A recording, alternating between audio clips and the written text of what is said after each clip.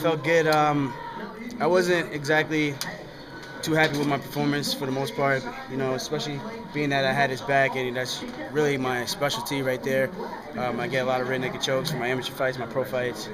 It's kind of weird, man. I felt great in that back room. When I walked out, my throat felt like I was coughing up fireballs. I felt like Dalzim in Street Fighter. My throat was burning. So it was weird after that first round.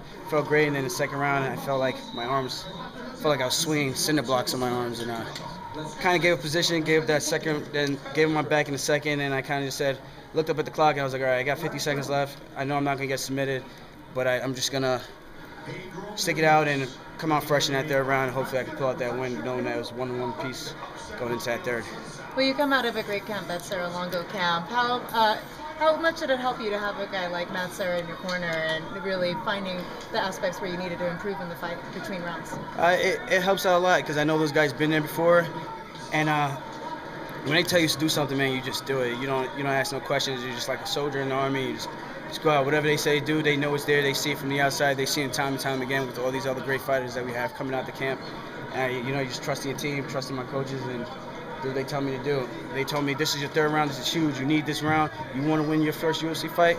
You got to take this round. You have to take this round. Go out there and take it from this kid. And I went out there and it was a gut check, big gut check, and I'm just glad I managed to get that W tonight. And Cody took this fight just on 2 weeks' notice. Did it mess with you at all, having all the changes of opponent and everything?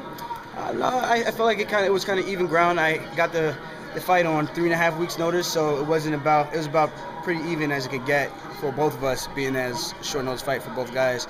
But I just knew the guy had great cardio, especially in his last fights. I seen him, and the guy could push the pace, and I kind of expected that. So that was the main thing I focused on for this camp, being that it was so short. I was like, cardio has to be key, especially being that he's from this time zone, this area. I know he's used to this altitude, this climbing and everything. And I think that definitely played a big factor for him and helped him out a lot. But like I said, I'm just glad I had that big gut check in that third round and pulled out that win. Did you hear from Matt? Did he call you already? Or did you hear from Matt Serra? Did he put a call into you after the fight already? Or?